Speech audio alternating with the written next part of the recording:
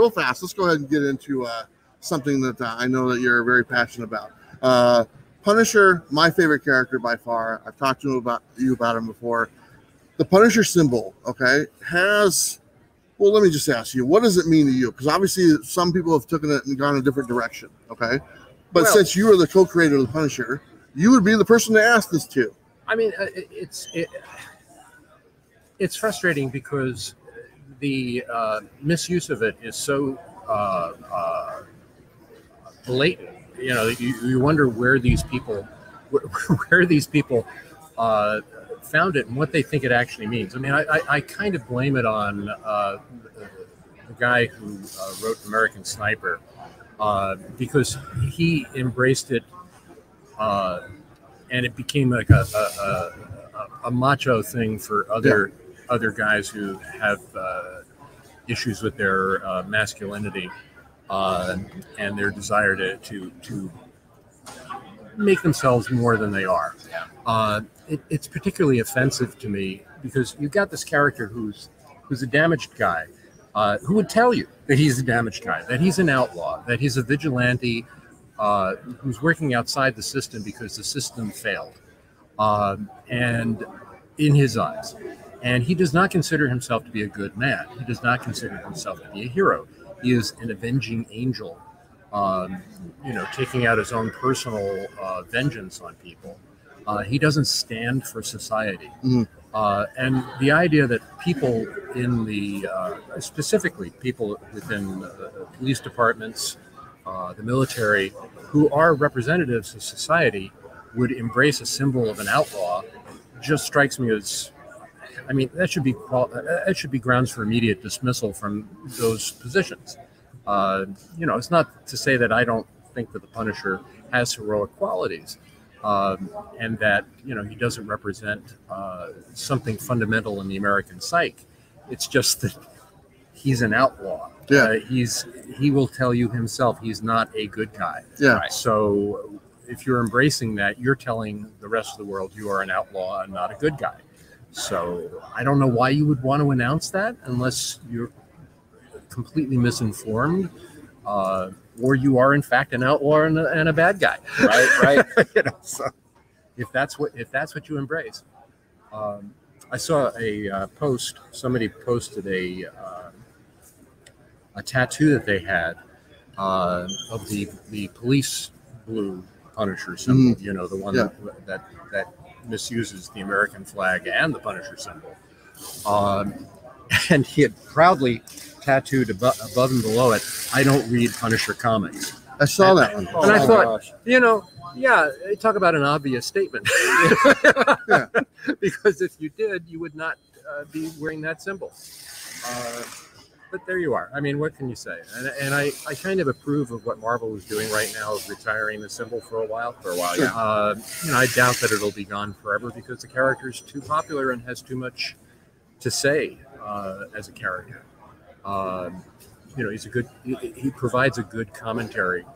Yeah. On society for sure. And eventually, we'll be able to reuse that in a interesting way.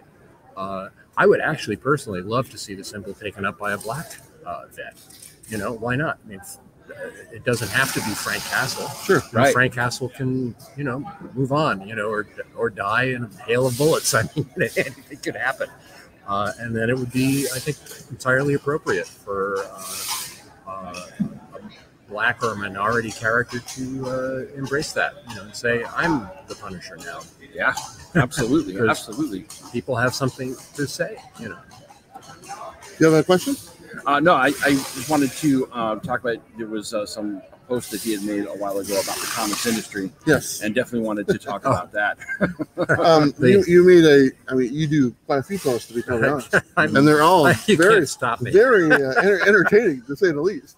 But you made a post last year about the comic book industry, and you made many posts about the comic book industry. Yeah. But really, the one that you put out there was something that we actually made a show around. Just what you had said about actually kind of starting from zero. I mean, like canceling everything, redoing everything. But the thing that got me was the distribution and how comics are distributed and how that has to change. Yeah. If you were in charge again, what would you be doing to bring these comics to the masses how they used to back in the 80s and 90s and 70s? Well, I mean, it's hard for me to answer from a marketing point of view, because I'm not like a marketer. But I would simply think that the audience that you want to find for comics is the youngest possible audience, because that's basically what these books were created for, and I think there's a tremendous value to comics for older readers. Comics that can be read by younger readers and older readers, comics that are specifically aimed at younger readers, and comics that are specifically aimed at older readers. It seems to me that you go where the readers are. Yeah. And right now, manga, for example, sells tremendously in bookstores, and in other venues that exist specifically for that market. So I would think, first try to go where the readers actually are, which is young readers in bookstores in the juvenile reader set. That would probably require a certain kind of book, technically, physically, that the publishers aren't right now interested in doing. Yeah. Which is maybe an 80-page comic, that comes out once every couple of months or something like that. Then the other thing is try to get back on what the equivalent of a newsstand is. I know that in the old days, not the old days, just recently, 4 or 5 years ago, DC tried, putting out these books through Walmart. Yeah, Walmart and Target. Yeah, but Walmart and Target are still, kind of they're less than a casual place. The old newsstands were a place that you went to on a fairly regular basis. You go to Walmart a couple of times a month as a parent to buy everything that you need to buy for the month. Mm-hmm. And if you bring your kids with you, you've got a lot more on your mind. How about a supermarket? Grocery store distribution stain. I mean, you've got these you already got a sales mechanism at the checkout counter for all these newspapers, Inquirer and News of the World, and for the moms. Why not have books right down there at the level for the kids, right, that are priced, at an appropriate price point of maybe $1, $2, cheaper paper. Go back to the roots, of what they were, and make that the entry point for kids. Yeah, But again, I'm not a marketing business guy. I'm thinking about it from a creative point of view.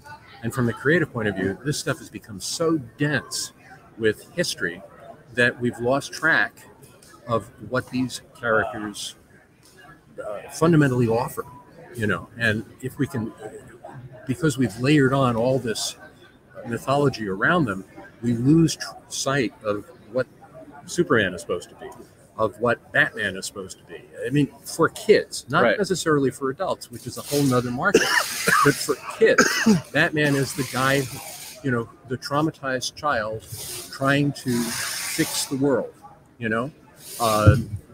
That's why the primary Batman for me is the Batman of the 50s and mid-60s. Right. Who had a sidekick who was a bit quippy, who wasn't, dark and gloomy. That's somebody that kids can relate to, and that's the Batman that they should be first exposed to. Right. It even works for the cartoons that when they do Batman. He's kind of moody and gloomy, but he's still very approachable. He's not, Absolutely. It's not this dark Bruce Wayne. Something a little more cheery, character. like Punisher. Yeah, exactly. And the same with Peter Parker Spider-Man. I mean, the Peter Parker Spider-Man should be a teenager.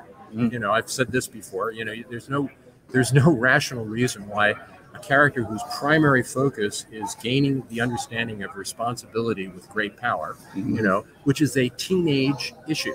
That's the issue teenagers face. I'm coming into adulthood. I'm gaining power. I need to be responsible. If you're 30 years old and you don't know that rule yet, you are not a hero. You're a loser.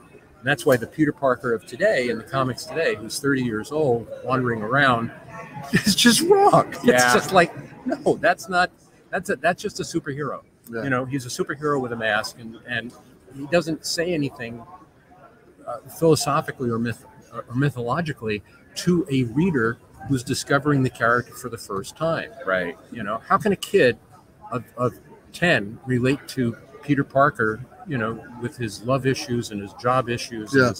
No, he related to Peter Parker, who had problems in high school. In high school, exactly. You know, absolutely. That's why the most effective one is Tom Holland. You know, I think. I think so too. Just because they focus on that adolescent energy. You know, For I mean, sure. he's older now. You know, but when he first had the part, he totally nailed it. Killed it. Yeah, absolutely. Yeah. So I do have one other question for you, and this is completely in a whole different direction. I'm a huge Daredevil fan, and I love your run on Daredevil, but you did something very unique with that character. And I kind of wanted to, I've heard some history, and I kind of wanted to clear it up. One of the things that you did was you took him to San Francisco. Yeah. And the story that I got was that you didn't actually live there, that you had went there and became enamored with it. Yep. And then somehow Marvel allows you to take him there. Well, to answer the last part of that, back in the early 70s, we didn't have any rules. We didn't have any corporate overlords saying you've got to keep these things this way or that way. So Stan Lee wasn't a corporate overlord? Not in that sense, no. But he wasn't. But he didn't have a hard and fast rule about how things had to be done. You know, he just wanted the books to feel real. You know, the characters' lives to be interesting, their stories to be interesting. I went to San Francisco on a vacation, and I did fall in love with the city, like I fell in love with New Orleans when I went there. I fall in love with cities a lot. And I took a lot of photos. I was thinking to myself, this would make a terrific environment because of the hills for Daredevil, whose whole thing is swinging, you know, with his billy club impossibly between buildings. But it would be very cool to see that kind of world. Plus, San Francisco had this history of being a location for noirish stories, you know, Sure. film noir type stories. Alfred Hitchcock loved to shoot in San Francisco. And I thought Gene Colan would see that as a wonderful environment for the character, and he did, you know. Plus Bullet was one of my favorite movies, and Yeah. I knew that Gene loved to draw car chases, and I thought, yeah, we can do some good car chases here in San Francisco. So that was the motive, you know, and it fit in with the whole Black Widow storyline that I was going for. So yeah, you know, it was a pure impulse, and they let me do it because nobody really was overseeing it, you know, with a set of rules. You know? Right. Well, I mean, I always thought that you know, there would have been an aversion to it because taking him to San Francisco, there's less chance of crossovers happening, right? Well, yeah, but you can make anything happen. You know, Yeah. that's the truth. And my other thought was, New York is awfully crowded, Right. with characters, and you know, the perennial question is, why does this guy fight this villain when there are so many other heroes who might be better at it than he is? Right. You know, whoever that hero might be. So it gave me the opportunity to make Daredevil basically San Francisco's only superhero. He and Black Widow, they're only heroes. So it made those stories, I think, feel a little more consequential and logical. Yeah. You know. So.